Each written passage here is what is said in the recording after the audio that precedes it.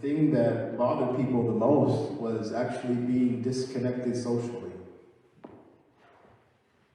We don't realize that so much. Sometimes we don't realize that one of the greatest punishments that we could ever have is to be actually socially isolated.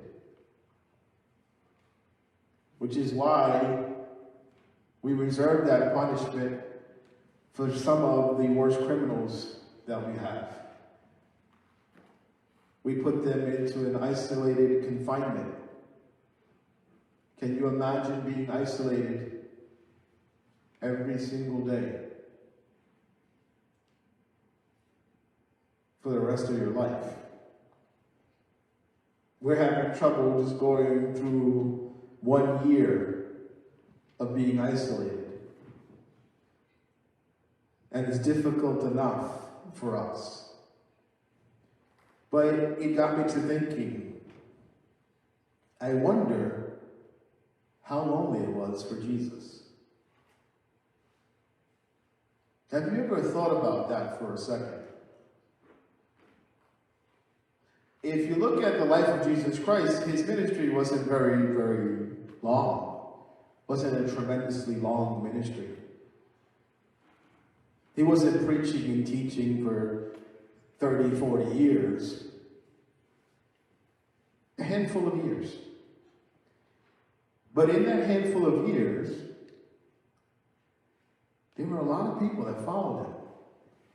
Now, we get accustomed to knowing the infamous 12 disciples, but there were actually a lot more people that followed him.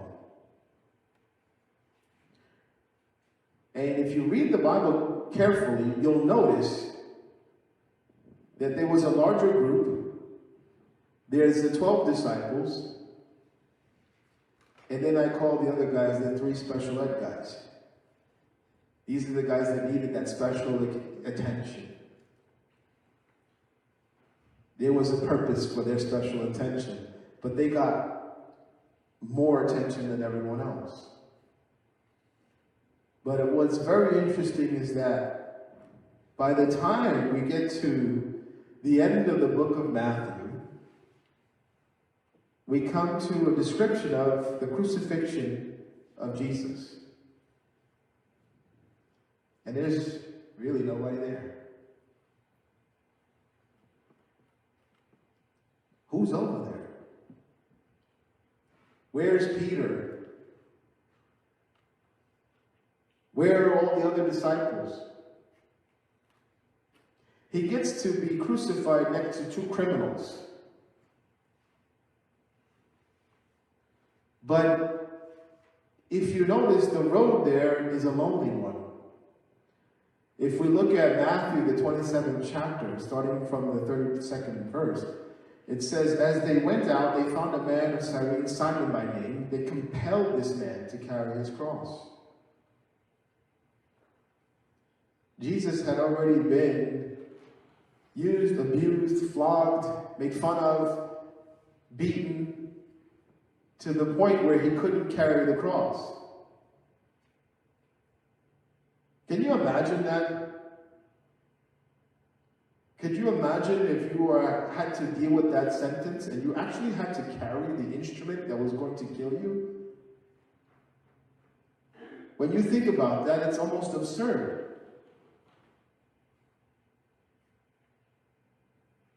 But Jesus went to the cross. He was condemned. Does anybody know why? Does anybody know why he was condemned? You see, even the criminals that were next to him realized something. At least one of them realized it. He said, hey, we're here for a reason. We did some stuff that was bad. We knew the consequences. But why is this man hanging here? You see, it dawned on somebody who was never a disciple. He wasn't part of the entourage. He wasn't anybody special in life. He wasn't a king or an emperor or anybody else. It's a guy hanging on a cross right next to Jesus, figures this out. he shouldn't be here. Not only should he not be here, where are all the people that were following him?